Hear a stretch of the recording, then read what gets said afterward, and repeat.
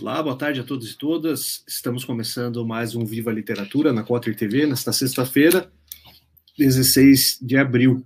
E hoje eu recebo aqui o escritor e editor Nicodemos Sena.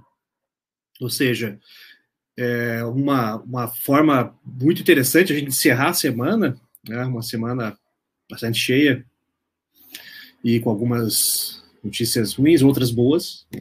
E o Nicodemos vem aqui para a gente encerrar bem essa semana, né, de muita conversa literária, muito debate, e Nicodemos que está à frente, né, da Letra Selvagem, editora, vários livros publicados aí, né, dentre eles A Espera do Nunca Mais, reeditado, né, pela Cotter em 2019, um livro bastante extenso, né, uma saga, né, amazônica. O Nicodemos vai falar um pouquinho sobre essa divisão dele, né, de editor e escritor, né, do seu ofício aí, tendo a palavra, né, como o seu material principal. Lembrando que quem for entrando na conversa, já temos aí bastante gente aguardando, né? Se não estiver inscrito ainda, se inscreve aí no canal da Cotter, né, o Cotter TV, que é um canal da Cotter Editorial. Somos uma editora de Curitiba, somos uma editora progressista, né, publicamos muita gente boa, dentre as quais o Nicodemos. E se tiverem perguntas, comentários, vão deixando aqui que, na medida do possível, vamos respondendo, ok? Então, daqui a pouquinho, depois da vinheta, Nicodemos Sena.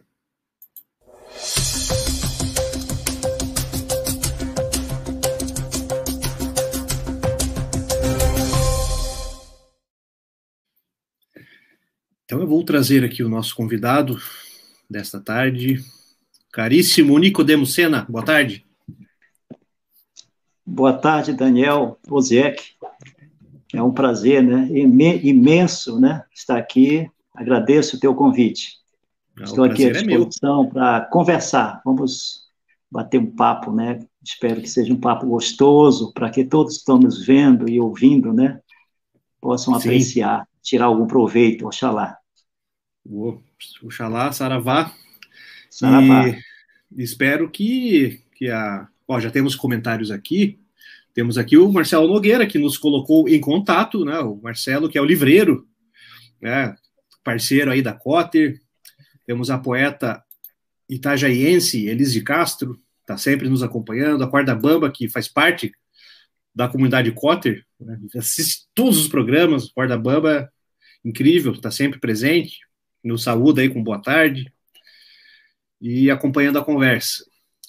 E um cafezinho aí nessa tarde para todos e todas.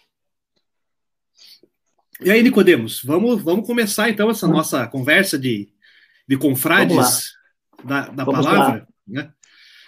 Como é que é essa fogueira. Sim, sempre. Fogueira. Sim, sem dúvida, né?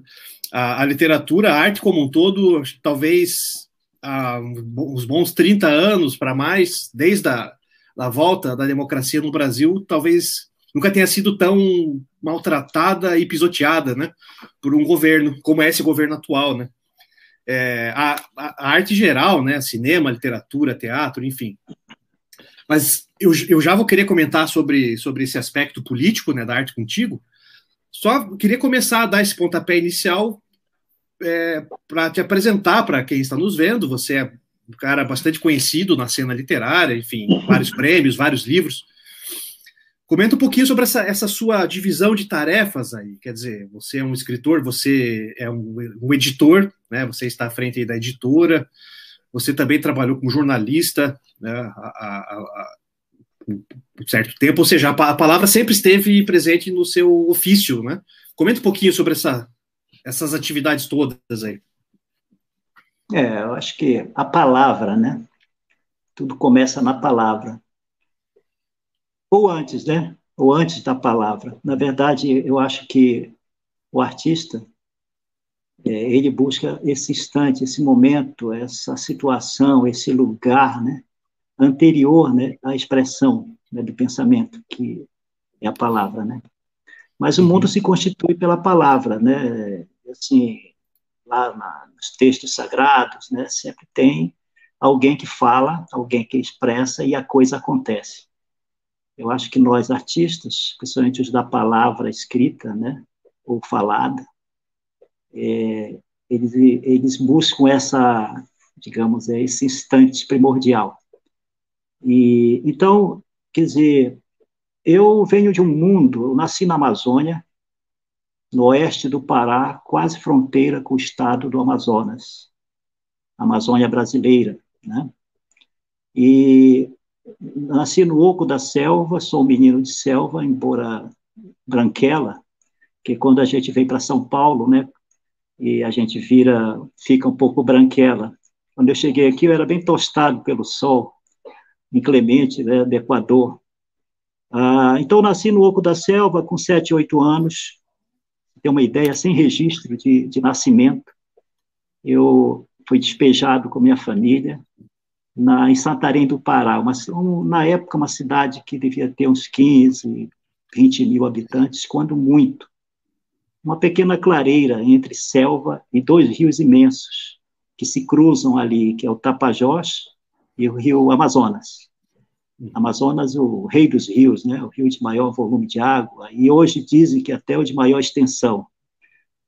Bom, então eu sempre lidei com a palavra, né? No começo, a palavra falada. O meu grande mestre, às vezes me perguntam, né, quem eu colocaria assim como meus mestres, né, na narrativa. Eu começo pelo meu pai, que me contou belas histórias que não tinham fim.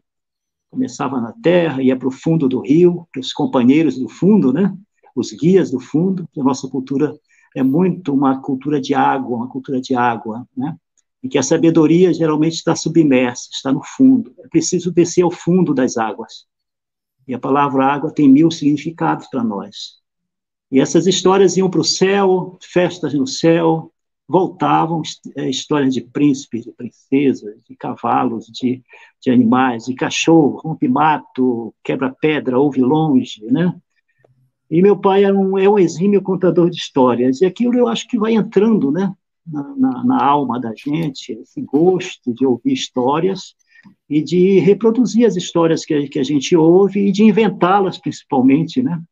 Eu fui descobrindo que meu pai era um grande mentiroso, porque ele contava a mesma história e nunca era a mesma. Ele estava sempre inventando, né? Eu sabia, havia um pacto entre nós ali de aceitar aquela mentira. Então, você vê que eu estava aprendendo aquilo que depois, lendo Cervantes, Don Quixote, ele fala textualmente, né? A questão da mentira. É preciso aprender a mentir. A mentira na literatura é algo importante, está ligado à imaginação, à criatividade, né? Então, depois vem para a cidade, muito difícil adaptar a cidade, porque eu com 8 anos nunca tinha visto um carro, não sabia o que era uma rua. Eu vinha de um mundo da selva, por isso que até hoje essa palavra selva para mim é sagrada. A palavra selvagem dá até o título, né, fantasia da editora, né, que nós criamos e estamos aí. Para mim, a palavra selvagem não tem conotação nenhuma pejorativa, né? Nós somos selvagens, nós somos canibais, nós somos selvagens. No entanto, eu acho que está ficando cada vez mais claro que a dita civilização, né, branca, europeia, de matriz europeia, chegou aqui com 4 patas e canhões e tudo, e subjugou os selvagens, que não eram selvagens, não são selvagens no sentido pejorativo, né? Tem muito que aprender com esse mundo, o mundo de onde eu venho. Mas fui para a cidade, aprendi o código escrita, entrei no mundo da literatura através do romance de Machado de Assis aos 13 anos, Ressurreição, o romance da primeira fase do Machado. Mas Machado é Machado, né? Mas Machado é Machado, né? Sim, já era o grande Machado ali, né? A personagem Marcela, aquilo. Eu com 13 anos viajei, me apaixonei pela Marcela e pela literatura. E vieram outros romances, em Santarém do Pará, uma cidade árida, né? Úmida, biologicamente, mas árida culturalmente, em plena ditadura militar. E eu, vindo do mato, ingênuo, e caindo naquele mundo ali, né? Eu lembro que em 70 chegou em Santarém o 8º BEC, o 8º Batalhão de Engenharia e Construção, vindo de Lages, Santa Catarina. uma gente branca, uma gente que falava com R's, né? Uma gente loira, uma gente bonita, né? O sonho de uma cabocla é casar com um homem loiro, né? E o sonho de um caboclo é casar com uma mulher loira. Não é à toa que a Yara, né? A Yara do mito, da lenda indígena, né? Aparece em todos os relatos com uma mulher branca de olhos verdes, né? Ou azuis, assim, né? É impossível olhar para a Yara e não endoidecer, não enlouquecer. Então, quer dizer, eles chegaram ali e foi uma devastação, né, na cidade. Uma devastação cultural e uma devastação também geográfica, porque o Oitavo Beck começou a rasgar a floresta para construir a estrada Santarém-Cuiabá. Isso é uma longa história, né? Uma estrada, por sinal, eu estou falando à medida que vem as ideias, eu não preparei nada, viu, Daniel? Eu sou um turbilhão, vou falando, a hora que você quiser interromper para virar um diálogo, por muito que interrompa esse negócio. Né? Não, aqui eu vivo conversa... dentro de uma miragem. Eu quero te dizer que a Amazônia para mim, eu estou dentro da Amazônia, a Amazônia vive em mim. E é impressionante que uma região que é praticamente 2/3, mais da metade, 60%, né? A Amazônia chamada legal, que compreende o norte do Mato Grosso, né? Vai até quase a Bolívia, ali Rondônia, sul do Pará, né? Ali divisa com o Maranhão, é um território imenso, imenso, ali dentro da Amazônia brasileira, sem falar pan-amazônica, Colômbia, Venezuela, caberia praticamente a Europa inteira. Então, nós temos esse território dentro do Brasil, é o nosso território brasileiro, né, da soberania nacional. E é impressionante que eu estou aqui há 40 anos, estou com 62, cheguei aqui com 18, 19, estou circulando aqui no sul-sudeste, mas a situação não mudou. Os brasileiros, né, todos ou originários aqui do sul-sudeste, ou nordestinos que vieram para cá, pouco se interessam pela Amazônia. E pouco a conhecem, quase nada, né? Quase nada.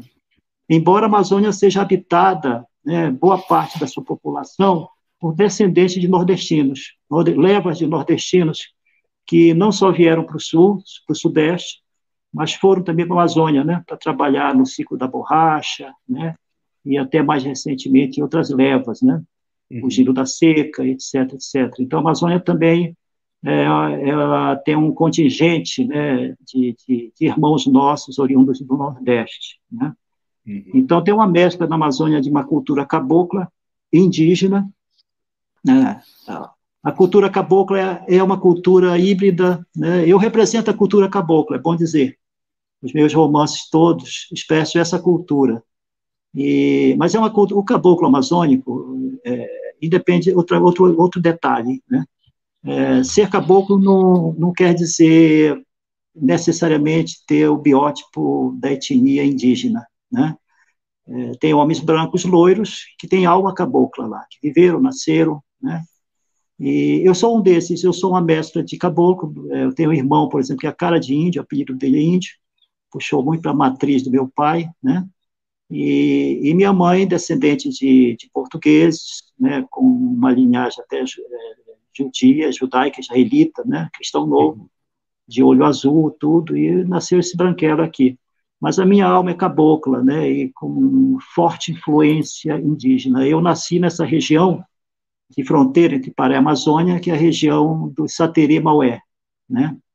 E então uma das pessoas que me influenciou muito foi um tio meu que morava até pouco tempo, que faleceu nesse oco de selva, nunca saiu de lá. Ele me ensinou também muitas histórias. Boa parte do que eu conto, né, eu ouvi desse meu tio, na Histórias da Terra. O relacionamento dele, né, pequeno comerciante, com os nativos, os caboclos e os indígenas, digamos, extraviados. Tem muitos indígenas que saíram das suas tribos, se desgarraram, né, disso a partir da década de 40, 50 do século passado, né, foram se misturando, né, com outros brasileiros. Eu não sei, estou falando muito. Vou parar um pouco para você perguntar. A conversa está ótima, mas antes de continuar, Nicodemos, já temos vários comentários aqui, inclusive temos o Antônio Mariano, que eu já mostrei aqui, que é o grande autor que a gente está publicando aqui pela Cotter, né? Um belo romance, né? O Entrevamento. O Marcelo Nogueira, ele comenta aqui que ele está lendo o seu livro, né? A Mulher, o Homem e o Cão. Ele está aí, ele tá no final da leitura, está concluindo. A poeta Elis de Castro, ela diz que o pai dela, né? Ela viveu 12 anos em Itaituba, né? Até 1993. Né? Hoje a filha dela vive em Cotijuba, né? No Pará. Ó, que bacana as conexões aí. Né? Aí a Corda Bamba te parabeniza. Então temos os contatos. Que bacana. O Vira Tarde escutando, olha só. O Marcelo ainda comenta, Nicodemos, né, que as publicações da Letra Selvagem Editorial, né, daqui a pouco já falar da editora, já estão à venda na Amazon. Né? Então basta escrever no espaço de busca a palavra Letra Selvagem. Né? Então vai lá no Google e procure. Ainda sobre esse aspecto, Nicodemos, da sua formação, né, de ouvir história, tem essa questão um tanto atávico, né, de você ouvir, isso vai sendo passado, né, do seu pai, e provavelmente foi passado para ele, do pai dele, assim vai indo, né, e você acaba reproduzindo isso com certa frequência nos seus trabalhos, né, se a gente pegar mesmo, por exemplo, A Espera do Nunca Mais, né, que é um livro muito extenso, tem muito movimento ali, né, ou seja, você divide o romance em várias partes, tem um trânsito muito grande ali de movimentação, né? Ou seja, muita coisa, você tem um estilo de contador de história, né? Trabalha com a linguagem, sim, mas me parece, lendo o seu livro, assim, que você traz essa influência, né? De grandes contadores de histórias, né? Daí eu entro na minha pergunta, né? Você citou que a influência principal, né? Pelo menos da questão da narrativa oral, vem do seu pai. E da narrativa escrita, Nicodemos? Quem foram os caras? Você citou Machado e tal. E no processo de começar a se tornar um escritor, né? Como que começou isso? E quais foram as leituras que você foi fazendo mais tarde? O Machado de Assis me arrastou para a leitura, né? Para o mundo das grandes viagens, né? Um garoto de origem muito humilde, digamos assim, da ralé amazônica, que chega com a sua família. Meu pai, para você ter uma ideia, a profissão que ele conseguiu na cidade foi de servente de pedreiro. Ele era um doutor mestre em selva, entendeu? Subir em árvore, procurar as resinas, construir canoas, né, com machado, né, ali, plantar mandioca, né, colher, todo aquele processo da casa de farinha. Né? Meu pai andava de calçãozinho e descalço. Chegou na cidade depois né, com a família, sem ter o que fazer, foi ser servente de pedreiro. Um dia ele se tornou mestre de obra, né? Numa cidade que quase não tinha engenheiros. Então, eu vim desse mundo, né? Então, Machado me tirou, me arrastou do mundo da oralidade para o mundo da literatura culta, né? Que exige um código, leitura, né, etc. Eu devo a Machado isso, o nosso grande Machado, que para mim é o máximo, é o nosso Pelé na literatura, né? Mas o escritor que realmente me instigou a escrever não foi Machado, foi Graciliano Ramos, né?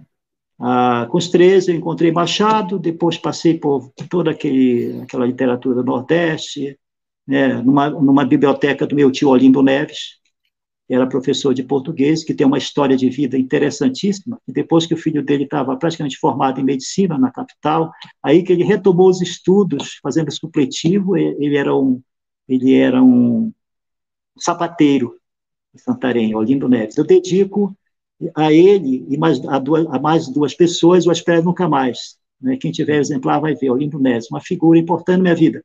Na biblioteca dele encontrei Vidas Secas. Né? Então, Vidas Secas é um livro que me fez chorar muito, muito. Quando eu lembro daqueles personagens, eu me emociono até hoje. Sim. E eu tenho a felicidade de a literatura tem essas coisas, né? Depois de anos e anos, eu conheço o neto de Graciliano, Ricardo Ramos Filho, figuraça da literatura, um belo escritor e um grande coração, que me acolheu entre seus amigos. Então, eu que já era apaixonado, né, pelo avô dele, hoje sou amigo do neto, né?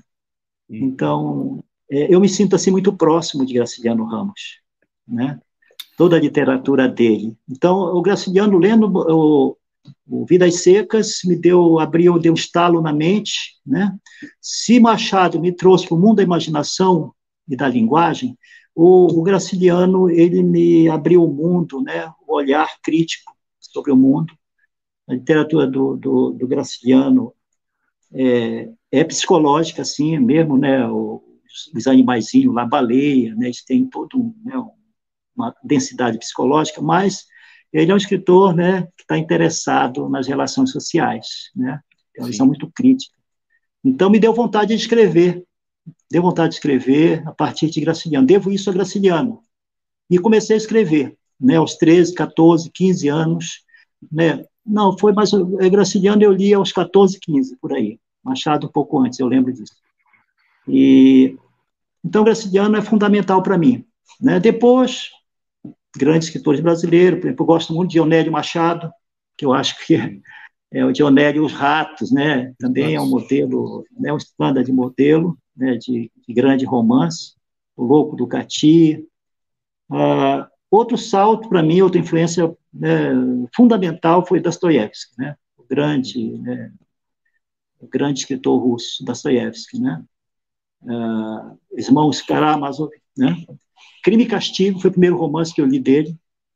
Não foi difícil ler o Crime e Castigo, porque para quem, né, ficava horas e horas, tinha paciência de ouvir histórias que não tinham fim, né, ler romances enormes, para mim é uma delícia, né? Gosto muito de romances grandes, né? Grandes narrativas, né? Grandes painéis. Balzac, por exemplo, eu adoro Balzac até hoje, né? E quase todos os romances de Balzac enormes, meio extensos, né? As Ilusões Perdidas e tal. A Montanha Mágica também é um romance do Thomas Mann que me cativa muito. É um romance para reler, né? Terra Nostra, né? Do Carlos Fuentes, né? Aquela coisa doida, volumosa ali, né? Viva o Povo Brasileiro, né? Eu acho um grande romance, né? Que também... Então, esse tipo de grandes narrativas, sagas, né? Romances caudalosos, com muitos personagens, com grandes remansos, né? E que caminham para um desfecho trágico, normalmente.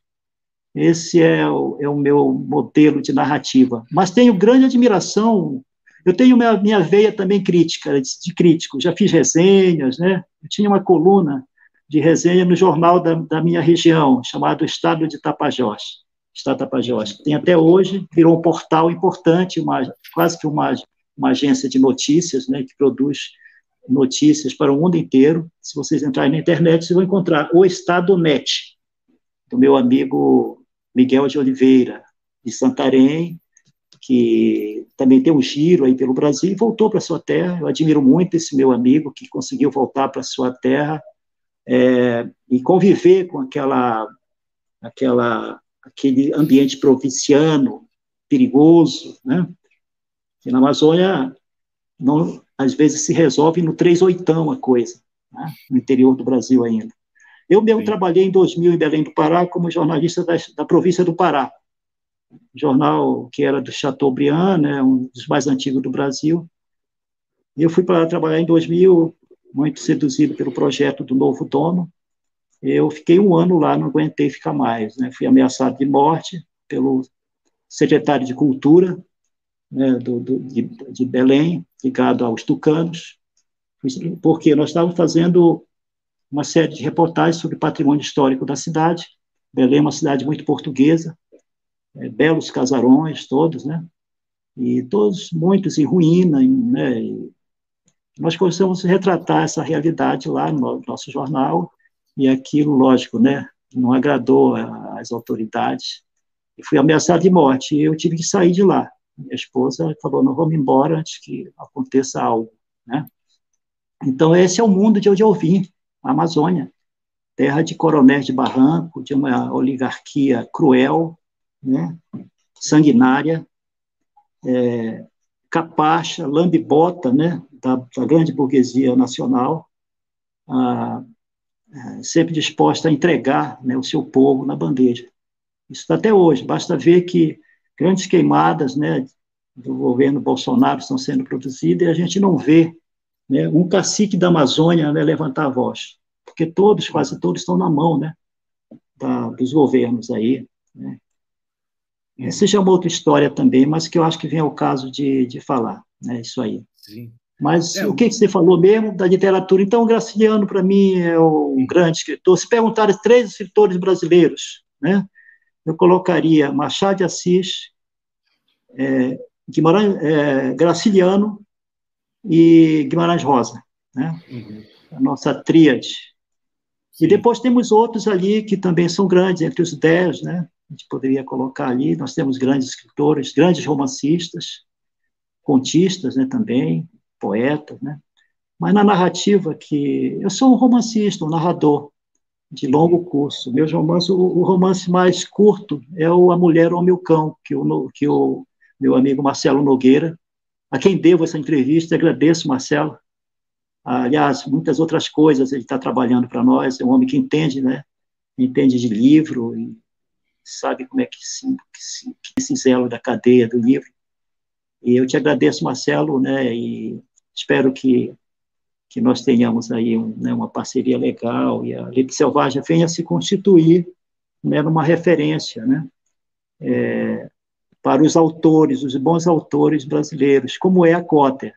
Eu tenho muita alegria, né, de estar com esse relacionamento com Salvio Cotter e com a sua bela equipe, né. O meu romance Espero Nunca Mais foi publicado pela Cotter.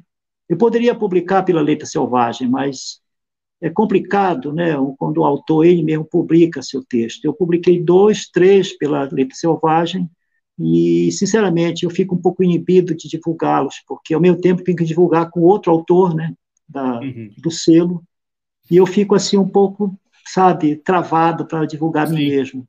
Eu mando os livros dos outros e não mando os meus para críticos e tal, né. Então, o Salvio, eu agradeço ao Salvio que deu essa abertura para publicar A Mulher, A Espera Nunca Mais, que é um romance volumoso, caro, né? E publicou, e isso para mim é uma coisa muito importante, né?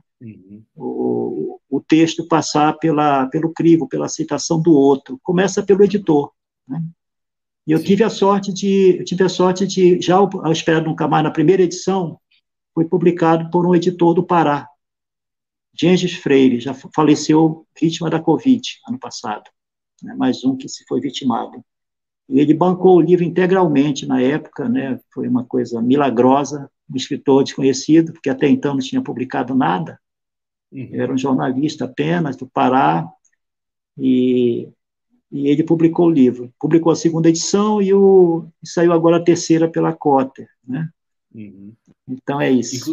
Inclusive, tem um belo texto da professora Nelly Novaes Coelho, né, que é uma grande pesquisadora da USP, né? Faz tempo que eu não ouço falar da professora Nelly. Eu não sei se ela está na... Eu sei que ela já se aposentou há muitos anos, não sei se ela está viva ainda, mas ela é uma faleceu. Grande... Ela faleceu já, né? Faleceu, ela já era... ela faleceu com 92 anos, e ela fez um texto que saiu no romance, um livro de crítica imenso também, de 900 e poucas páginas, que foi um dos finalistas, né, de 2013 do Jabuti, do Prêmio Jabuti. Foi um dos finalistas, um dos 5 finalistas. Saiu pela Letra Selvagem. Foi um tento que nós marcamos com o livro dela, né? Sim. Ela estava viva ainda, né? Uma pessoa maravilhosa, uma intelectual, né, da USP, que fez carreira na USP, titular de literatura, conferencista internacional, né? e que me chamou para publicar esse livro dela de crítica. Ela analisa 81 escritores, narradores, contistas e romancistas, né, nesse livro. Ela tem um original, que são os poetas brasileiros do século XX. Esses originais, ela ia passar para mim quando ela foi internada. A família a internou numa clínica, e eu acho que vocês sabem da história, né? Ela praticamente ficou prisioneira, né? Ninguém teve acesso mais àquela mulher que vivia entre livros e entre escritores. Ela descia da sua torre, né, acadêmica, que não era de marfim para ela, e descia para conversar com escritores novos, inclusive, muitos escritores novos, e ela me contou várias histórias, por exemplo, Agripino de Paula, fabuloso, de Panamérica, né? Murilo Rubião, ela leu, por exemplo, O Convidado, né? Que é uma obra dele fundamental no original, e ela me mostrou cartas do Murilo, do Rubião, né, para ela, perguntando o que ela achava daquele conto. Então, ela dá essas histórias maravilhosas.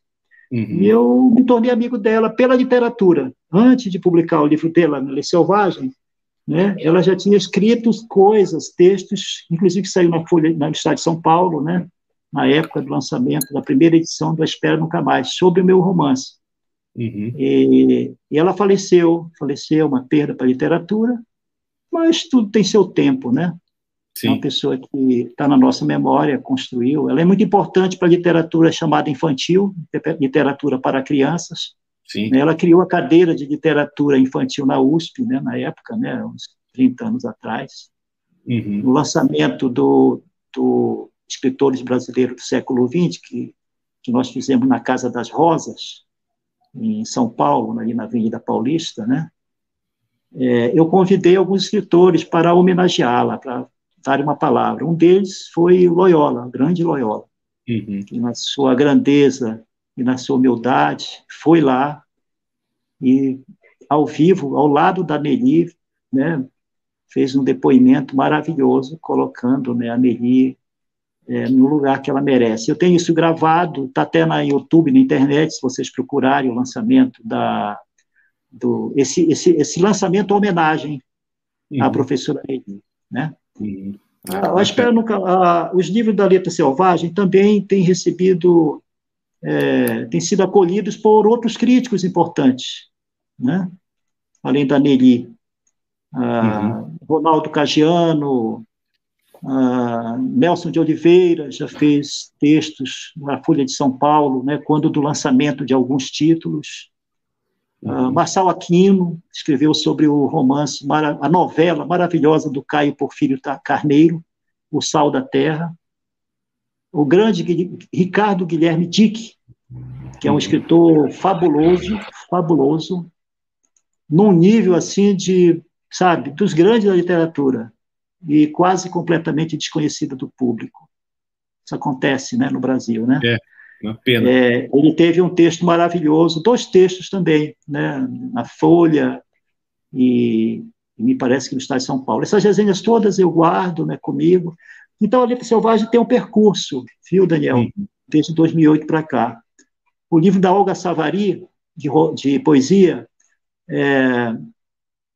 Anima Animalis, Voz de Bichos Brasileiros, ganhou a PCA, o prêmio da PCA, Associação Paulista de Críticos de Artes, em 2008, como o melhor livro de poesia da PCA. Né? Olha. E ela veio do Rio de Janeiro, ficou na minha casa, grande Olga Savary. Nós fomos ao Teatro Sérgio Cardoso, aqui na Bela Vista, no Bexiga, né, para ela receber a estatuetazinha do APCA. Né?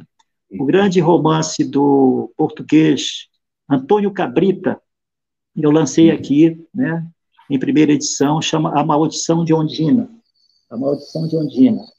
Ele ficou entre os finalistas do Portugal Telecom, que hoje é Oceanos, né, me parece que mudou. É o romance do Cabrita. Né? O Nelson de Oliveira escreveu para o Guia da Folha, que era um encarte que saía na Folha de São Paulo, acho que você deve lembrar. Sim. Que o Grupo Folha extinguiu, não publica mais o guia, é uma pena. E tinha lá pequenas notas, né, com notas que os críticos davam, né, faziam a leitura, davam notinha, e no final diziam se era bom, se era ruim, não sei o quê, estrela. Vários dos livros da Letra Selvagem, inclusive meu livro, A Mulher e o Meu Cão, foi objeto, né, de um textinho do guia. Uhum. Então, nós temos um lastro. O que realmente nós precisamos é, digamos assim, estruturar isso que nós estamos fazendo aí com a ajuda do Marcelo Nogueira, né?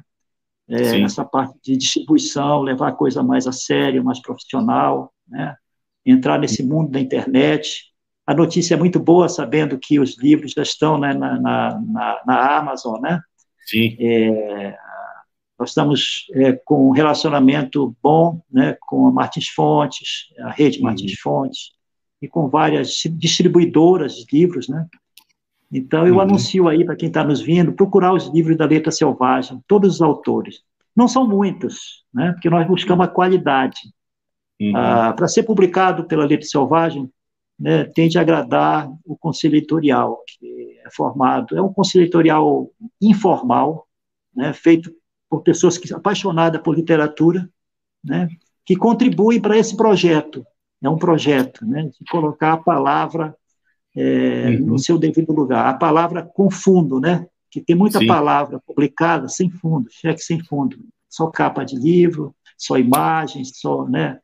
Então nós buscamos a palavra com sentido, né? A palavra que transforma, a palavra que toca, né? A palavra, né? Nicodemos, antes da gente continuar, eu vou querer te perguntar mais sobre a editora. O Marcelo comentou há pouco aqui sobre ele te agradece, diz agora que ele também é um selvagem, né? Então ele comenta aqui, né? Aí temos o comentário da Elise Castro, né, que ele fala das suas descrições sobre romances que gosta de ler já são boas de ouvir, né? Deve ter mesmo boas análises, né? Então fica a dica para a Elise, né, procurar os livros do Nicodemos e os livros da editora, né? Enfim, vamos ver o que mais que nós temos aqui. Coronelismo, ameaças de morte, estão... do Álvaro de Castro, claro. É escrito após seu tempo no Pará. Temos o Salvio aqui, Nicodemos. Está nos assistindo. Aí, ó, o romance do Nicodemos, A Espera do Nunca Mais. Isso aí, ficou um belíssimo livro, né? Em todos os aspectos. Aí o livro. Isso aí. Ousadia imensa do Salvio, né? Salvio está aí nos vendo. Que fez um livro cujo título não consta na capa, na frente. Pois é. Também depois ele me explicou que não precisava, porque a lombada do livro é quase 10 centímetros, é imensa. Sim. É imenso, né, o livro, né? E então ele colocou o título só na lombada, porque esse é um livro que fica em pé, não tem como ele cair, né? Sim. Mas eu te asseguro, Daniel, que é um livro de fácil leitura. É um livro de fácil leitura. Há relatos, né, de pessoas que pegaram o livro e não conseguiam largar, era dia e noite lendo, né? Sim. É evidente que precisa de estar de férias, porque... Vai tempo. Mas olha só, Nicodemos, falando em livros extensos, ó, nós temos aqui a presença do ilustre Luiz Serguilha, que está aqui nos assistindo também, né? Serguilha. Grande Serguilha, fabuloso. Outro escritor, filósofo, não sei nem como definir o Serguilha, né? Serguilha está fora de qualquer bitola. Serguilha é um escritor para o século, daqui a um século, 2 séculos, 3 séculos, e talvez, né, para as gerações que vão se levantar das tumbas de 10, 15 séculos atrás. Eu acho que gente lá de trás entenderia, digamos, compreenderia o Serguilha, né? Mas eu sou admirador do Serguilha, né? Eu tive o prazer de conhecê-lo, estar com ele pessoalmente em alguns momentos. Considero ele um amigo nosso. Um abraço, ele comenta aqui, Nicodemos, né, do Guimarães Rosa e do Ricardo Guilherme Dick, fortes religações, né, estéticas e éticas. O Salve aqui Isso. comenta da Letra Selvagem, já faz parte da história da literatura brasileira. E o Serguilha ainda comenta, né, que o Grande Sertão, né, do Guimarães, e Madonna dos Páramos, do Guilherme Dick, fabulosos. Sem dúvida alguma. Mas, Nicodemos, comenta um pouquinho sobre o surgimento da editora. Como surgiu a editora, qual era a proposta e há quanto tempo a Letra Selvagem já está na ativa. Ah, aí o livro. Deus de Caim. Aham. Maravilhoso. Deus de Caim. Deus de Caim. Praticamente o primeiro texto longo, né? A primeira narrativa longa, o romance do Dick. Né? Vale a pena ler esse livro. Tive um trabalho muito grande publicar esse livro, porque havia 2 edições anteriores. A segunda, eu fiz um cotejo entre a primeira e a segunda, né? Que a viúva me mandou. Valeu a pena o cotejo, porque por pouco eu não sigo a segunda edição, feita em Cuiabá. Era uma lástima, né? É uma fraude. Havia parágrafos inteiros, né? Fora da segunda edição. Capítulos invertidos. Uhum. E constava, né, na edição que havia recebido dinheiro público para publicar isso. Eu não sei quem fez isso, eu não tenho vergonha nem medo nenhuma de falar isso aqui. Uhum. Eu gostaria que a pessoa me ouvisse e nunca mais se metesse a editar um livro. Uhum. Tá?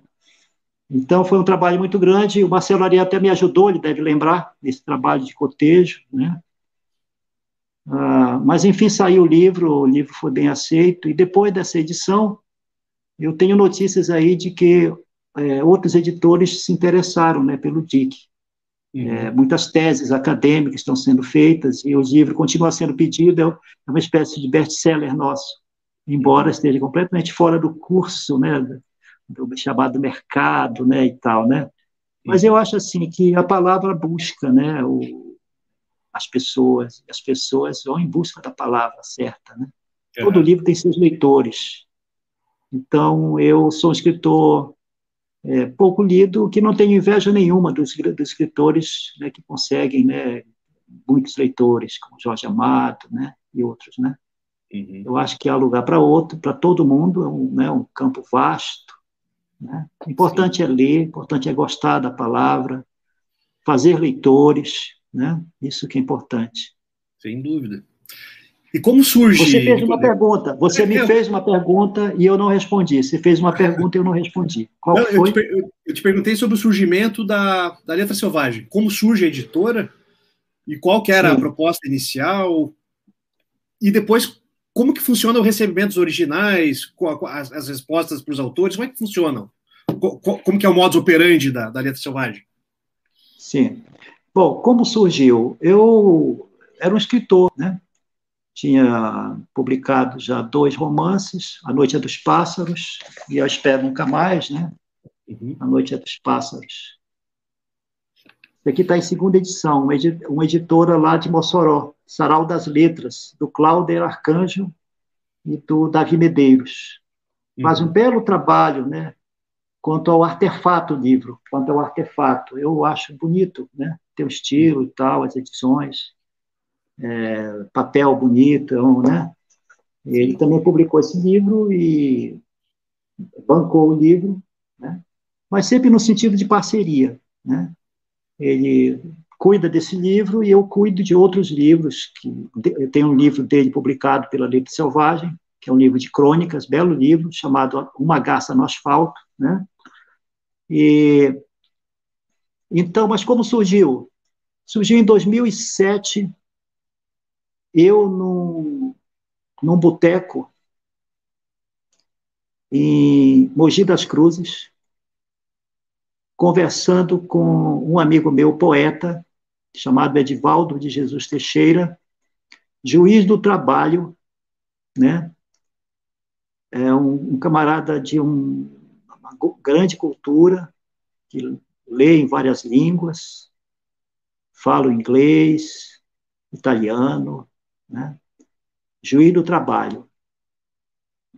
Foi advogado, depois fez concurso de juiz do trabalho. Eu conheci esse juiz, que para mim não era juiz, era um grande ser humano, né? Uma pessoa maravilhosa. respeitado muito como juiz, já estava, inclusive, começando a ir para a segunda instância, né, substituindo outros desembargadores.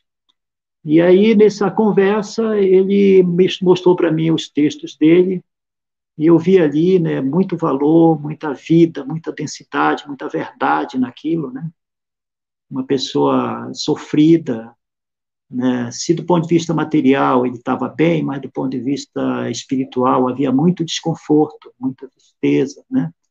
Com a situação do nosso país, com a realidade do nosso povo, ele que lidava na justiça do trabalho, lidando todo dia, né, com os hipossuficientes do nosso país, vendo, né, a situação em que vivem os trabalhadores, a que exploração são submetidos nesse país, os que trabalham, os que só têm o corpo para vender. Então, me identifiquei muito com ele. E nessa época ele leu meus livros, publicados até então, e também se identificou comigo, ficamos grandes amigos. Marcelo Ariel, inclusive, o conhece. Marcelo Ariel é um autor também da Cotter e da Letra Selvagem. Bom, conversando com ele, ele mostrou e ele disse, olha, eu perguntei, você tem algum livro publicado, Edivaldo? Ele falou, tenho um livrozinho publicado na década de 70, e mostrou para mim resenhas e notícias na Folha de São Paulo da década de 70 e tal, quando ele era bem jovem, né? Ele era cabeludo ainda, né? Na época em que havia espaço para a chamada imprensa grande, que não é grande imprensa, é imprensa grande, né? Para essas coisas, né? Por acaso. Os jornalistas ainda conseguiam, me parece, né? Colocar coisas lá, né? Assim, na base da emoção, né? De valorizar o que realmente tinha valor. Havia espaço para novidade, né? E ele apareceu na Folha de São Paulo, na época tinha os recortezinhos. Esse livro chamava-se Nosso Feroz Sossego, né? Livro de poesia, um poema, ele mostrou para mim, né, o exemplar único que ele tinha, da ediçãozinha meio caseira, e depois ele mostrou para mim um texto de uma revista chamada, muito importante da década de 60 e 70, que era aquela revista, esqueci o nome, mas saía em série. Lá pelo número 13 tinha um artigo do Moacir Félix, que foi um poeta e foi um homem de literatura, trabalhou em algumas editoras, né, antologias, tal, era um intelectual muito importante da época. Um poeta bom, né, não diria que, mas é um poeta, né, e o Moacir Félix, que fazia a cabeça de muita gente, muito jovem naquela época, chegou a colocar Edivaldo, né, relacionar, citar esse texto, Nosso Feroz Sossego, num artigo que eu tenho comigo, está até no nosso site, né, A Poesia na Década de 70. Então, Edivaldo me mostrou isso. Aí eu fiquei pensando, eu digo, caramba, né, rapaz, como é que pode um poeta desse estar aqui, né, assim, desconhecido. E aí eu acreditei muito a isso, a timidez dele, uma pessoa muito tímida, muito recatada, né? Que sentia um certo incômodo em ser juiz do trabalho e, ao mesmo tempo, ter a veia poética, ter um olhar diferenciado sobre o mundo. Isso era um choque para ele. Quase todo dia ele acabava num boteco, bebendo. E eu encontrei ele nessa situação. Aí eu digo, pô, eu sou formado em Direito pela USP, eu sei fazer muito bem, né, um texto, digamos assim, um contrato, alguma coisa, um papel, né? Vou encontrar a forma jurídica para eu criar um selo editorial para publicar esse cara. Meio que passou pela minha cabeça essa ideia, né? Porque eu digo, procurar alguém, uma editora, para publicar poeta, um poeta desconhecido, um cara tímido, um cara que, sabe, não estou com pique de fazer isso, né? Então, eu digo, Edivaldo, puta merda, se a gente criar uma, né, se nós mesmos viabilizarmos, né, uma maneira, né, de, porra, ele é juiz, eu sou um bacharel em Direito, né? Vamos fazer isso. Ele riu para mim aqui, disse, não é possível, vale a pena isso, acho que não. Eu digo, não, deixa comigo, você autoriza? Foi assim que surgiu a Letra Selvagem. Então, eu criei a Letra Selvagem, né, para publicar Edivaldo de Jesus Teixeira. Formalizei tudo, a coisa, vi o escopo jurídico, fiz sozinho, porque ele, como juiz, não podia assinar essas coisas, o estatuto, né, a magistratura proíbe, né, que... Aí eu fiz, aí apareceu Marcelo Ariel, né, nosso grande poeta da Cotter hoje, né, Marcelo Ariel, que até então também não tinha nenhum livro publicado, isso aos 39, 40 anos de idade, é um outro fenômeno, né, a vida, a história do Marcelo, né, espero que ele já tenha contado para vocês, ou vai contar, muito curioso isso, é um grande poeta, aos 40 anos não tinha publicado um livro com ISBN, né, parece que tinha publicado alguma coisa em edição artesanal, muito digna, muito válida, mas, do ponto de vista da distribuição do mercado, ele não existia, né? Eu também via bem dizer isso, né? Com a colaboração do próprio Ariel, que também me ajudou, né, e tal. Apareceu com o Tratado dos Anjos Afogados, que é o primeiro livro dele. Né? O primeiro livro dele foi da Letra Selvagem. Então, o livro do Edivaldo, o livro do Ariel, e um livro de uma escritora já consagrada, Olga Savary. Olga Savary, Anima Animal e Voz de Bichos Brasileiros, em 5 idiomas. Né? É uma espécie de bestiário, em que ela faz um poema para cada animal brasileiro. Ela pega aí uns 13 animais, jacaré, beija-flor, né, colibri, e consegue que 5 tradutores, tem até um finlandês, está até em finlandês esse livro, né, em que esse livro ficou ganhou o prêmio APCA de 2008, eu já contei, como o melhor livro de poesia. Né? Então, esses 3 autores foram os primeiros 3 autores da Letra Selvagem. E o prestígio da Olga nos ajudou muito nos lançamentos. Com a Olga, a Casa das Rosas se abriu para a Letra Selvagem, que até então era totalmente conhecida, né? E fizemos um belo lançamento lá de 3 autores, casa cheia, lotada, né? Eu lembro que até o Chico Sá apareceu nesse lançamento, o Zélio, irmão do Ziraldo, com a esposa, e uma série de escritores, sabe? Aparecer. O Manuel Costa Pinto, né? Que também eu tenho que falar, eu quero agradecer ao vivo aqui, é o grande Manuel da Costa Pinto, né? Manuel da Costa Pinto, que é uma pessoa muito generosa, né, e que conheceu o Ariel antes de mim, né? Isso também me impressionou muito, né, o Ariel, porque ele já vinha com uma fortuna crítica. Ele vinha sendo referenciado num texto da revista Época pelo Décio Pinatari, né? Então, se ele era inédito em livro, ele não era inédito, né? Em revistas, tinha saído um texto do Ariel já na Cult, naquela época, 2007, 2008. Então, todos vieram com grandes referências, né? O Edivaldo, desconhecido, com a referência da década de 70 do Moacir Félix. E eu, né, é o seguinte, a minha experiência assim, é furar o obscuro, né? Furar a bolha, né? Eu sou um garoto que vem da beira de um rio desconhecido, onde eu nasci, o Rio Maró, é o meu rio mítico, né? Está nos meus livros todos. Né? A Mulher, o Homem e o Cão é um diálogo, uma conversa, um solilóquio, né? Entre um homem e um ouvinte oculto. E nesse aspecto, né, tem um pouco aí de Guimarães Rosa, né? Aquele diálogo, né? E se passa num rio fininho, sem nome, que ele não é digno nem de constar em mapa nenhum, não está no mapa do Brasil. Se você pega, você vai ver o rio Arapiuns, que é o primeiro afluente do Tapajós, perto de Santarém. Aparece um fiozinho Arapiuns. Arapiuns é o nome de uma tribo que diziam que era extinta. Agora apareceram os Arapiuns dizendo que não estão extintos, não. Estão reivindicando, né, a sua existência para ter direito à sua terra, né, ao seu modo de vida. Então, esse é um fenômeno interessante, né? Porque os mortos, os extintos, declarados extintos, estão reaparecendo. Isso está incomodando muito, né, o agronegócio.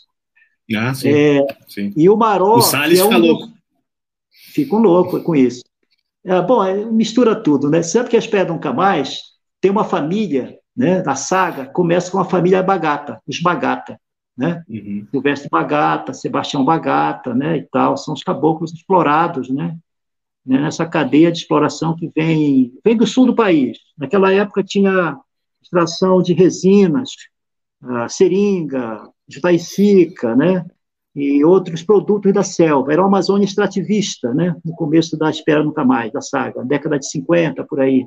Meu pai trabalhou nessa época na selva, era jovem, foi um dos caboclos que ia, né, para o meio da selva, arriscando suas vidas, com animais selvagens, onças, cobras, serpentes, né, para encontrar os produtos da selva. Então, essa família Bagata era ativa dessa região, né? São índios, né? Eram indígenas, né? Que, de alguma maneira, em algum momento, se extraviaram da sua tribo, né?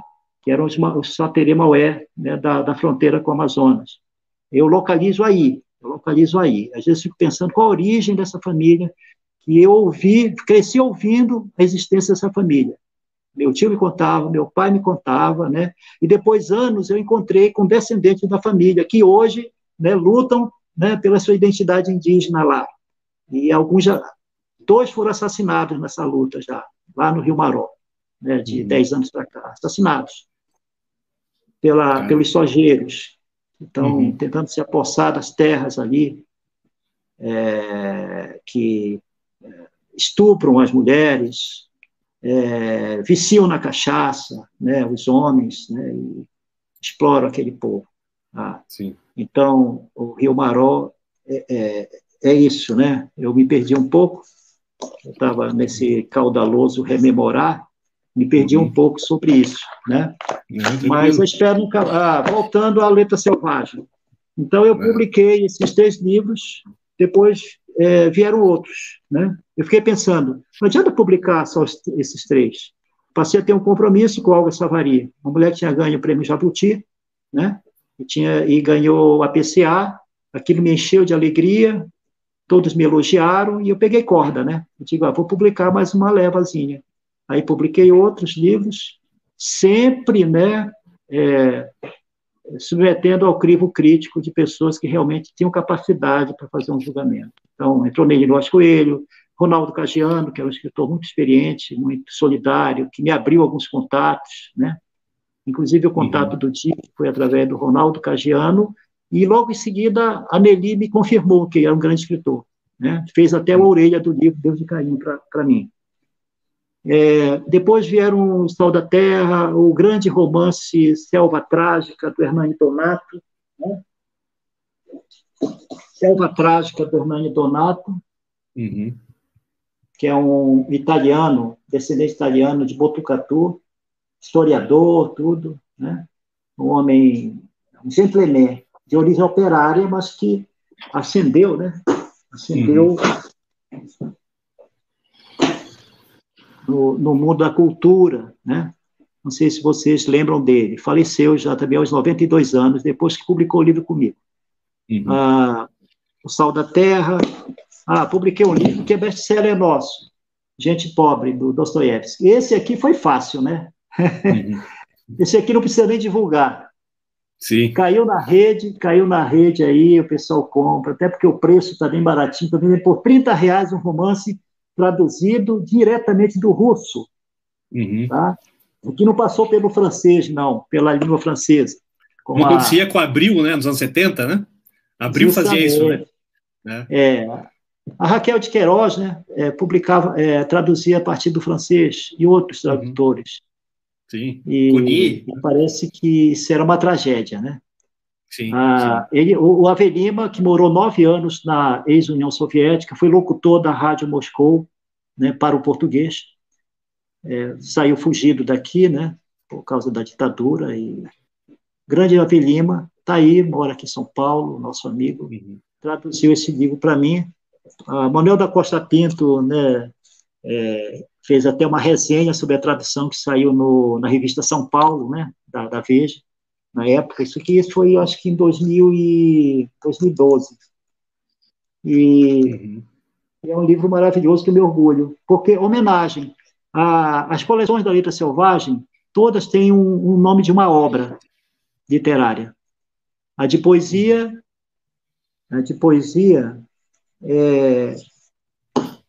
a de romance é Gente Pobre, tá? Gente Pobre. que é o primeiro romance do Dostoiévski. Esse romance ele escreveu entre, acho que 22 e 23 anos, e aos 24 ele publicou, né? Foi descoberto pelo grande crítico Belinsky, Wassilion Belinsky, que era o grande crítico da época, né, da Rússia czarista, né? E Dostoiévski arrebentou nesse romance, é um romance epistolar, toda a trama é contada, né, através de cartas entre os dois personagens principais. Gente pobre porque era um personagem de baixa extração social, né? Viviam praticamente na miséria. É um romance para chorar também, minha esposa leu. É assim, alguns romances que eu publiquei, eu dei para minha esposa ler. E quando ela chora, ela é muito chorona, né? Aí eu digo, isso é bom. Porque eu acho que a arte não pode prescindir da emoção. Sem dúvida. Sim, emoção. Eu leio certas coisas que não me emocionam. Certa poesia, né, que se produz no país não carrega emoção. E parece que há pessoas que acham que isso é uma qualidade. Para mim é um defeito, é uma coisa muito grave. A arte tem que emocionar. A arte tem que tocar. Sim. A arte tem que vibrar dentro de você. Você tem que fazer você se estranhar, você se emocionar, você se pasmar, né? Você dizer, poxa, eu estou sentindo algo que eu não sei o que é. Então, por isso que eu não torço o nariz para os dramalhões. Eu não tenho nenhum preconceito com as novelas de televisão, né? Há grandes novelas, né? Grandes momentos nesse gênero, né? Gênero novo, tecnológico, diferente. Já é uma outra história isso. Então, A Gente Pobre também é um grande livro que eu indico, está aí para vender, né? Bem baratinho, R$30, né? Aproveita. Procurem a editora. Né? Publiquei também, Daniel, tem publicado Estrangeiros. Grande contista de Salto, Uruguai, divisa na província de Salto, Leonardo Garetti. Grande contista, né? Nasceu na mesma cidade do Quiroga, do grande contista Quiroga, né? E é um professor universitário, especialista em Quiroga também, né? Ensaísta. E esse autor e o Ronaldo Caggiano, que é seu amigo, me levaram até a herdeira, a filha única de Francisco Spínola, que é outro grande escritor uruguaio, que até 2000, até eu publicar Sombra sobre a Terra, estava inédito no Brasil. Esse romance Sombra sobre a Terra, que eu encontrei num livro de Vecchios, né, como se chama lá em Montevidéu, estava inédito no Brasil. E uma coisa que me fez publicar esse livro foi a emoção, o tesão com que o dono do sebo, né, me falou desse romance. Ele me falou com lágrimas nos olhos, ele me falou com emoção, ele me falou com... parecia que ele ia engasgar, entendeu? Quando eu falei para ele, em 2009, né, eu fiz uma viagem com a minha família para lá, em Montevidéu, fiquei lá uns 5 dias na capital, e eu fiquei boa parte, né, ali no centro, nesses livros de Vecchios, né? E é fabuloso, porque são andares inteiros. E eu notei uma coisa diferente, que é bem diferente do Brasil. No Brasil, a gente encontra sebo que a pessoa poderia estar vendendo banana, né? Você vai conversar sobre o livro, ele não sabe o que é que tem ali naquele livro, não sabe conversar, né? Lá não, quase todos são professores universitários aposentados ou nativa, poetas, né? Pessoas que amam a literatura, amam a arte, pessoas de arte, né? E, então, eu recebi uma aula de literatura uruguaia, do seu Cataldo, né? Eu fiz até no pós-fácil uma explicação por que eu publiquei esse livro, né? Está na edição. E eu digo, olha, eu sou um pequeno editor do Brasil, São Paulo, e eu estou aqui em férias, e me deu na cabeça de encontrar um livro aqui, né? Eu fiz aí uma oração, pedi aí uma orientação divina para me indicar um livro para eu publicar, mas só tenho um livro, eu só tenho uma bala para publicar, né? E eu quero que o senhor me mostre qual é esse livro, né? Para publicar em São Paulo, mas que não seja nem o Mário Benedetti, nem o Juan Carlos Onetti e nem o autor de Veias Abertas da América Latina, que é o Galeano. O Galeano. Esses são muito conhecidos, são grandes escritores, mas são já muito conhecidos no Brasil, né? Uhum. Eu quero um escritor diferente, que vocês prezam muito, que o senhor acha que vale a pena, né? Aí ele correu, saiu igual um doido correndo numa prateleira, pegou uma escada, foi lá em cima e trouxe um livro velho, se desmanchando. Era esse livro, Sombras sobre a Terra. Eu perguntei, mas por que o senhor foi buscar esse livro? Por que esse livro não está aqui? Aí ele conta a história, né, da vida desse escritor e da história desse romance. E depois eu vi, fazendo pesquisa, tudo, eu vi a opinião do Juan Carlos Onetti sobre esse romance. O Juan Carlos escreve assim, o Onetti: mas algum dia, quando for possível ter uma visão organizada de nossas letras, Sombras sobre a Terra aparecerá como o mais comprido passo dado em sua evolução e se revelará como um robusto tronco, do qual se desprendem novos e numerosos galhos, galhos que surgirão amanhã uns, e galhos cuja ascendência não está hoje claramente diferenciada. Isso em 1930 alguma coisa. Entendeu? Então foi um romance seminal, né? E é o único romance que ele escreveu.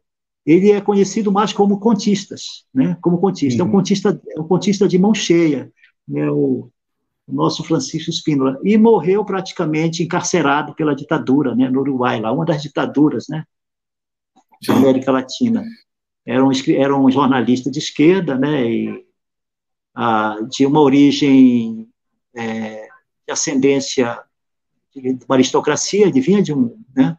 Aristocracia, mas ele rompeu com a família, teve a experiência de viver em prostíbulo mesmo, né? Então o romance é um romance noturno, ele se passa praticamente, né, num ambiente soturno, sombrio, fisicamente falando, e isso se estende, né, para o clima psicológico, é um romance psicológico, né? Sim. Dizem que esse romance inaugura o que se chama, né, de literatura dostoiévskiana no Uruguai. E é um escritor desconhecido aqui. E pouco publicado também no Uruguai. Mas aquela paixão daquele livreiro, daquele dono de sebo, me encantou. Eu digo, eu vou nessa, né? Vou levar para o Brasil. E isso foi em 2009. Voltei. Só tive condição de viabilizar a edição agora em 2015. Então, você vê, 6 anos depois, sem recursos nenhum, porque eu tinha como princípio, né, não recorrer a dinheiro público, né, apoios, etc., nem pegar dinheiro do autor, virar um caça-níquel, mais um caça-níquel, né? É por isso que eu tenho poucos livros publicados. Recebo muitos originais, alguns eu gostaria de publicar, mas não tem recursos. Muita gente se oferece para pagar a edição. Eu tenho recusado, tenho resistido a isso, né? Porque é muito perigoso isso, né? Muito perigoso quando você... Nada contra também bancar. Quando eu lembro que, por exemplo, Raul Bopp, né, publicou Cobra Norato em 1930, né, com uma espécie de vaquinha que os amigos fizeram, né? Nada contra. Quando a obra é boa, né?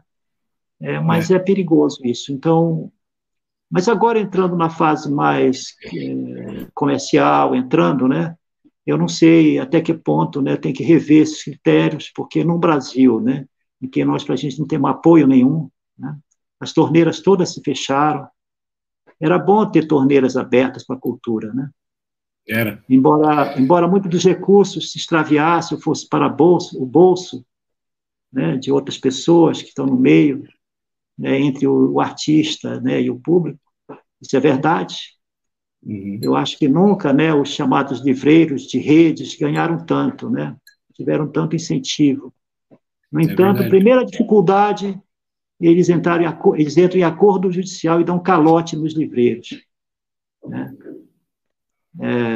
Então, é isso, eu sou um Quixote, uma espécie de Quixote. Digamos, essa atividade de editor é uma extensão do escritor, porque, como eu estava dizendo, eu tive de furar, né, a bolha da insensibilidade, do ostracismo, né, para poder existir como ser humano.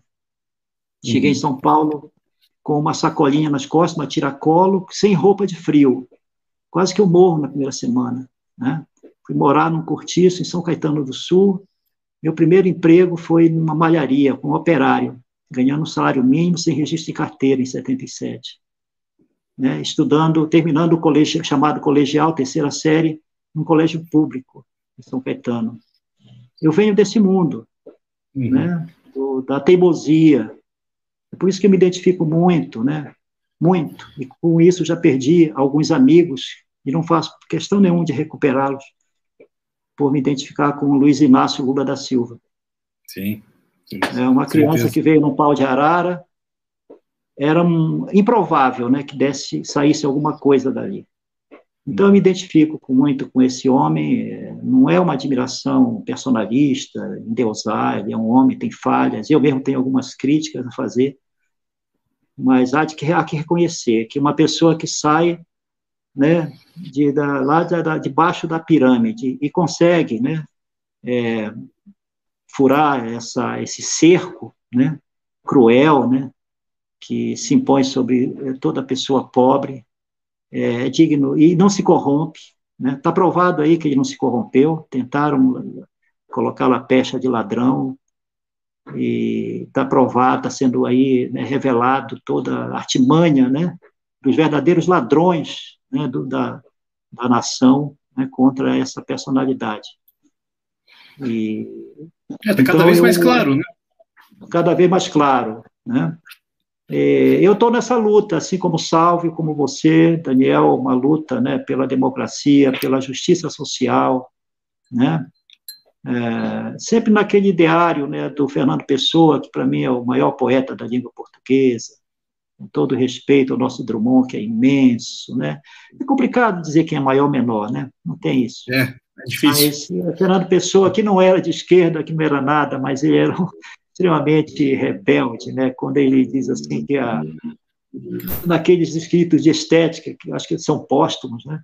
Ele escreve algo parecido assim, que a função da arte, ou, né, é o quê? É revelar o oculto. Ele era ocultista, né? Era. Negócio de oculto, né? Ele é meio místico. Revelar o oculto, para ele, era com esse sentido, né? Digamos, libertar o homem de tudo que é mesquinho, uma coisa assim, né? Então, eu sigo nessas duas linhas, revelar o oculto, porque eu venho do mundo oculto, eu venho da floresta. Na floresta é o mundo oculto, né? Onde eu nasci, selva bruta. A gente só via as estrelas quando ia para a beira do Igarapé, beira do rio, e havia aquele risco, né, na selva, né, né, que de noite a gente ia ver o céu invertido no fundo do riozinho, do Maró. As estrelas, é uma coisa maravilhosa essa experiência de ver o mundo invertido. Eu venho desse mundo invertido. E quando a gente ia para a selva, para o mato, buscar comida, né, caminhar, a gente não via nada, né, árvore de 30, 50 metros, aquela abóbada, né, fechada. 5 da tarde já é noite embaixo da selva, né? Então, e lá a gente não tem perspectiva. Onde eu nasci não havia perspectiva de horizonte. Os homens da selva bruta, eles não têm perspectiva, né? Falando do ponto de vista da perspectiva mesmo, a gente não enxerga. Na selva de 3, 4 metros já se fechou a visão. Então você vai andando, o caminho vai se abrindo à medida que você anda. Se você não andar, você está sempre fechado, né? Cercado, você não vê as coisas. Você ouve, escuta, mas não vê. E eu vim desse mundo. A coisa maravilhosa é fazer o caminho ao caminhar, né? O homem do vale, o homem dos grandes campos, do cerrado é diferente, ele vê em perspectiva, né? O caboclo não vê em perspectiva. Então, passado, presente e futuro se mistura, né, na psique, digamos assim, né, do indígena, né, e do caboclo que vive no ambiente de selva. Eu vim desse mundo, isso marcou muito para mim, marcou muito. Então, a minha literatura é uma literatura que eu acho que é um pouco noturna, narrativas, mas noturna, né? A Mulher e o Homem Cão, então, é um romance que é uma novela completamente noturna, né? Mas não adianta eu ficar falando de mim mesmo, quem sou eu, né? Eu acho que o autor é o que menos deve falar sobre o que faz. Geralmente o outro faz, né? Mas é interessante ouvir o autor falando sobre a sua obra. Eu acho interessante, né? Eu acho bacana. Mas, infelizmente, está chegando ao fim, Nicodemos. Mas antes, você mostrou vários títulos aí da editora. O Marcelo, ele comenta aqui, ó, todos os livros estão disponíveis na Amazon. Então, para o pessoal que estiver vendo, né? Aí, ó. Ó, fabuloso escritor da Amazônia. Fabuloso escritor, tá? Vicente Franceschini. Vicente Franceschini, ele escreve uma poesia completamente diferenciada. É algo estranho, né? Ceci não fará discípulos, não deixará a tradição. Tão original que é. Então, para os leitores, pessoas que querem algo diferente, surpreendente, espantoso, cá o escuro da semente. Tá? Interessante. Né? Eu, inclusive, indico que você traga logo o Cecim para falar aí com você, que ele tem muito o que contar, o que falar. Tá? Então. Interessante, bom saber. Seria injustiça não mostrar os outros, acho que os outros autores selvagens podem ficar um pouco irritados comigo, mas desculpem, aqui são vários livros, né? Os Vira-Lata da Madrugada, do Adelto Gonçalves, que é um professor, né? Ele é doutor em literatura portuguesa, escreveu esse romance e ganhou o prêmio da José Olímpio. A primeira edição foi o concurso da grande editora José Olímpio, né? Aquele, sim, foi um editor, né? José Olímpio. Em 81, ele ganhou esse prêmio. Prefácio do Marcos Fermo, grande jornalista, né, que foi recolhido das bancas quando foi publicado, por causa do prefácio do Marcos Fermo. Marcos Fermo era uma pessoa não grata à ditadura na época, né? Sim. E nós republicamos esse livro aí, um belo livro, um belo romance portuário, se passa nos Portos de Santos, né, a luta dos marinheiros, dos carregadores, né, do Porto de Santos. Interessante. O Tribunal, uma novela espantosa, do Álvaro Alves de Faria, que é conhecido mais como poeta, né? Sim. Mas ele tem essa novela, tem 3 novelas, O Defunto, que eu vou publicar, espero publicar, e uma outra novela, é uma trilogia. Tá? É isso. Grande romance amazônico, que na Amazônia nós temos... Aqui eu acho que caberia, José, aqui um dia, a gente conversar só sobre literatura na Amazônia. Literatura na Amazônia, tá? Porque há cultura, há arte lá, há teatro, né? Tem bons escritores que não chegam até aqui. Isso é uma realidade. Tem festival de cinema, também, né? Um bom festival de cinema, né? Festival de cinema também está lá. Tem vida cultural, né? Em Belém, Manaus. Esse que é um grande escritor, Santana Pereira. Tem uns 5 romances, já falecido, né? E por aí vai. Então, por aí vai. Eu convido todo mundo que nos viu e nos está vendo para visitar, então, o site, né, da Letra Selvagem. Aí, olha, Poeira e Escuridão, do João Batista de Andrade. Para quem não sabe, o João Batista de Andrade, o diretor, cineasta de O Homem que Virou Suco, né? O filme O Homem que Virou Suco, que ganhou vários prêmios na década de 80, 81, que impactou minha vida. Na época eu era estudante na PUC de jornalismo, eu assisti esse filme, me impactou muito, em plena ditadura ainda. Ele, na verdade, ele é um escritor, ele escrevia antes de ter entrado veredado como cineasta, né? Bem novinho ainda.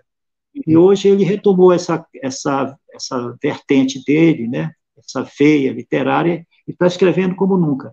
Eu publiquei livro de contos. Um conto desse, semana passada, eu mandei para o Zé Dumont, o grande ator Zé Dumont, que trabalhou no Homem que Virou Suco, que é amigo do João Batista. Abriu Despedaçado também, eu acho que vai sair um filme baseado num dos contos do Poeira e Escuridão, romance que nós publicamos pela Letra Selvagem. Também é um escritor que vale a pena conhecer como escritor.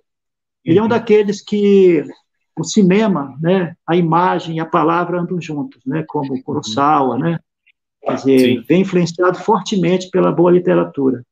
E por aí vai. O livro do Edson Amâncio também, neurocientista, né, de São Paulo.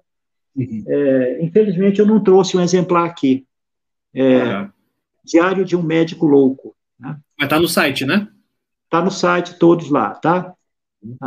É isso, querido. Nicodemos, eu queria te agradecer imenso. Foi muito bom falar com você aqui. E já vamos combinando uma outra conversa para falarmos sobre os autores, né, da Amazônia, enfim, da região ali, dos artistas. Vai ser uma conversa super interessante. A Amazônia há uma problemática amazônica, é um enclave, né, brasileiro. Né? É um enclave brasileiro, sempre foi. A Amazônia tinha um governo próprio, Portugal, a metrópole, né? Instituiu a Amazônia, que não era Amazônia, era Grão-Pará e Maranhão, no começo. Capital em São Luís, depois em Belém do Pará, que foi a segunda cidade a ser fundada ali, né, na Foz do Amazonas. E só em 1700 e tal, né, já com o Marquês de Pombal, né, como ministro, com superpoderes, né, eles resolveram unificar, juntar os governos. Né? Mas a Amazônia tem uma história própria. Por exemplo, o tráfico negreiro começou 100 anos depois do tráfico negreiro no Brasil. Né? Sim. Isso tem consequências sérias ali, muito, tem consequências. Né? A cabanagem, que poucos conhecem. Né? É interessante que eu nasci na Amazônia, estudava na Amazônia, né? E vim conhecer a história da cabanagem em São Paulo, né, em livros, na Biblioteca Mário de Andrade. Final de semana, era o meu lazer, né, ir para a biblioteca e ficar lendo. E eu queria tanto conhecer do meu passado. Eu vim da Amazônia, conhecia intuitivamente. Sim. Mas era época de ditadura, não havia bibliotecas, as pessoas eram perseguidas, presas, mortas. Eu sentia que havia aquela sujeira, algo de sujo no reino da Amazônia. Né? Mas não sabia bem o que era. Convivi com a injustiça, vendo até em casa meu pai subjugado, a dificuldade de na cidade a gente sobreviver. Eu mesmo, né, ter de ajudar meu pai, carregar coisas e ir para a obra com ele, etc. E em São Paulo eu vim conhecer a Amazônia, né, através de escritores que escreveram essa Amazônia, né, e que não viviam lá. Márcio Souza, né, já era um nome em 77, e ele é um mestre de ficcionista, teatrólogo e também sociólogo, né? Ele também foi meu mestre, por sinal é meu primo, né, um pouco distante, descobrimos que somos primos. A mãe dele é Sena, lá atrás, né? O Márcio Souza. Então, a Amazônia é um problema, nós temos de conversar sobre a Amazônia. A Amazônia é um grande problema, né, para o Brasil. E nós sempre nos sentimos duplamente explorados pelo estrangeiro e pelo Brasil, né? Sim. O Brasil tem sido muito ingrato com a Amazônia, com o seu povo. Todos os projetos vão de cima para baixo, isso desde o período da colônia, império, república, nova, velha, e até recente. Eu dou um exemplo, Belo Monte. Né? Sim.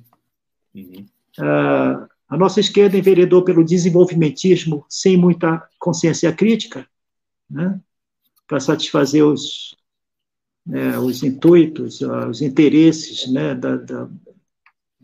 dos industriais de São Paulo, do eixo Rio-São Paulo, e fizeram barbaridade também do ponto de vista ecológico, humano, né, contra as populações ribeirinhas, indígenas, né, as populações tradicionais, né, na Amazônia. E com grande estrago ecológico, isso já foi denunciado. Erros graves. Espero que o novo governo de Luiz Inácio Lula da Silva não repita, né, o que aconteceu nesses 14 anos, em muitos aspectos, no que diz respeito à Amazônia. Nós, na Amazônia, reivindicamos mais respeito, a começar de ouvir a sua população, ouvir a sua inteligência. Nós temos inteligência na Amazônia, nós temos arte na Amazônia.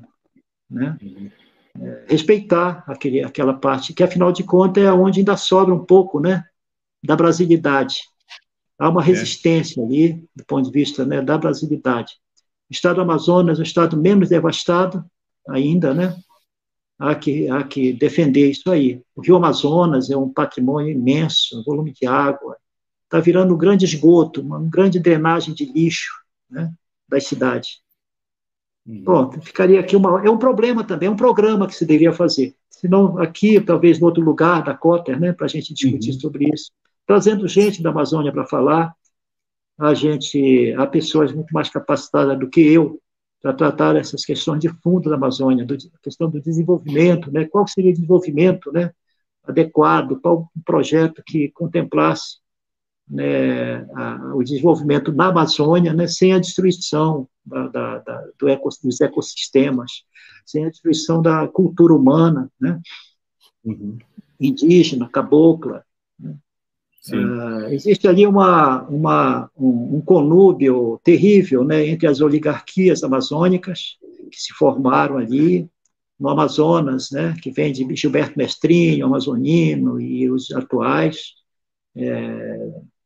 E no Pará, né, vem lá do Barata, Magalhães Barata, Alcide Nunes na ditadura, eu já de Barbalho, já no período da redemocratização, pessoas que se locumpletaram com o erário público e se venderam, né, se aliaram como sócios menores das elites do sul do país, e com sérios problemas, sérios, digamos, prejuízos muito sérios, muito grandes, né, para a natureza, para o ecossistema e para a cultura humana, né? Para a cultura humana. Porque você destrói a floresta, você destrói o rio, você destrói um modo de vida, um jeito de viver.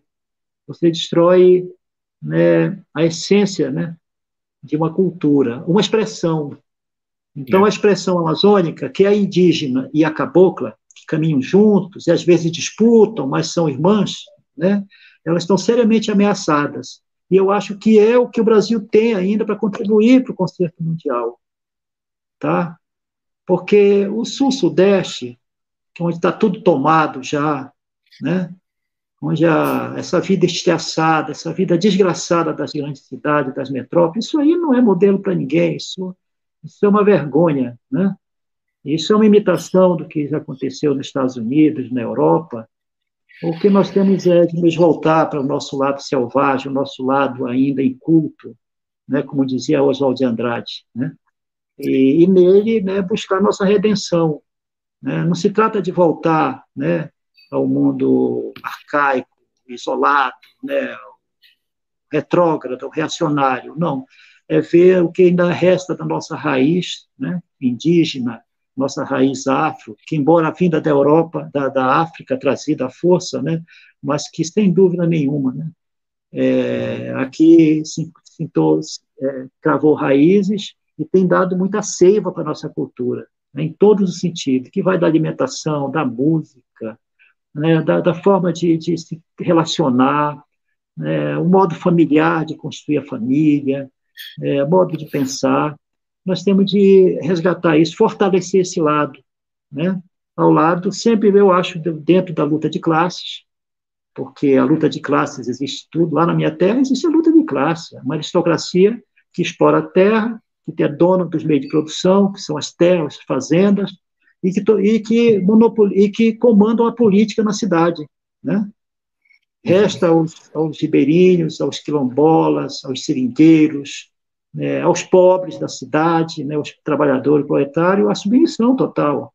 E lá se resolve no 3/8. Lá tem a profissão que é pistoleiro, ainda tem isso. Né? Fico por aqui, porque isso também, né, é uma lamúria, isso aí, é muito triste. Eu estou há 40 anos sufocado. Eu sou um exilado, né, dentro do meu próprio país.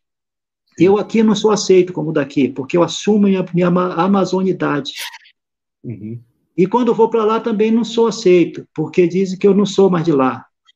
Né? Eu não sou mais de lá. Eu sou um paulista metido a besta, né? Que escreve livros, já vi isso, sem saber o que está falando, porque eu estou tantos anos fora. Enganam-se eles. Eu fiz várias viagens, estou todo ano. Agora eu não posso ir por causa das viagens de avião, mas eu tenho parentes de onde eu nasci, tenho um primo da minha idade que cresceu comigo, que nunca calçou o sapato, o dedo dele assim, ó, o dedo dele assim. Uma vez eu fui lá, levei um tênis para ele colocou, não aguentou 5 minutos. Ele falou, primo, isso não serve para mim, isso me atrapalha para andar no mato, faz barulho, né? Então, eu sou amazônico fora do seu ninho,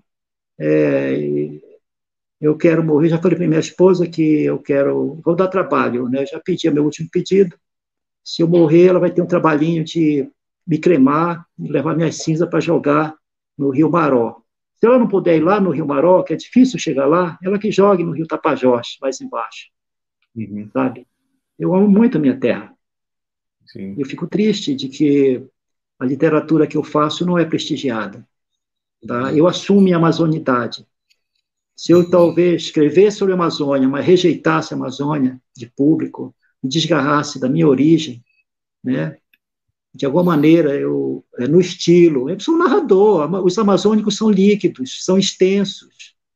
A conversa com o amazônico é essa aqui, você ficar 24 horas conversando comigo, e se você não deixar, eu não paro de falar, é um defeito isso do amazônico. Agora, com outro amazônico, a parada é dura, se eu coloco eu com o Cecim para conversar, 2 pajé, 2 caciques querendo falar, cada um falar, tem uma hora que meu amigo, agora sou eu que vou monologar. Aí eu tenho que ouvir, mas a gente gosta de ouvir também quando o outro, né? Quando tem um monólogo, quando é interessante.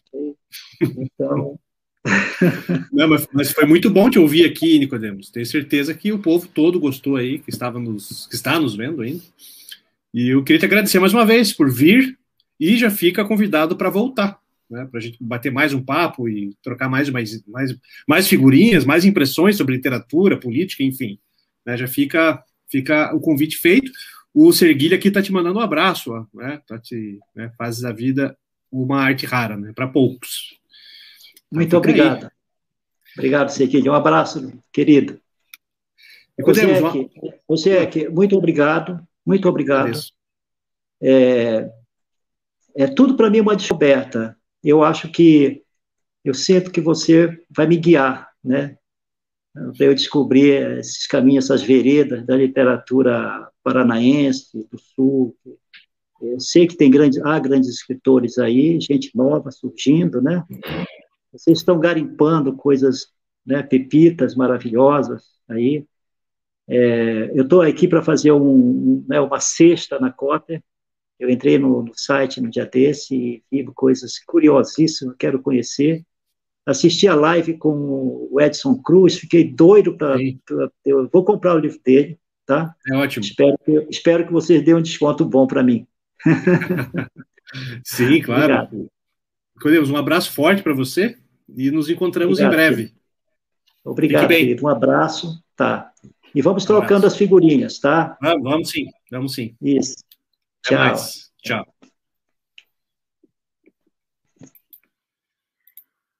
Pessoal que nos assistiu, muito obrigado pela presença.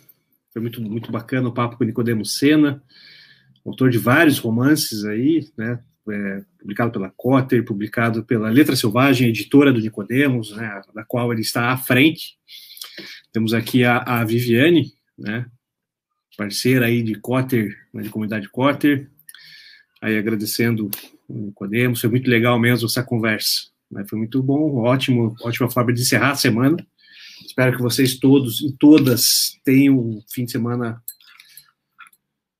bom, de paz, com saúde. E nos encontramos aqui na segunda-feira. Né? Ainda hoje tem o programa do Tarsis, né, às 5 horas, tem o programa do Salvio às 21. E é isso aí. Um grande abraço para vocês e nos encontramos segunda. Até mais.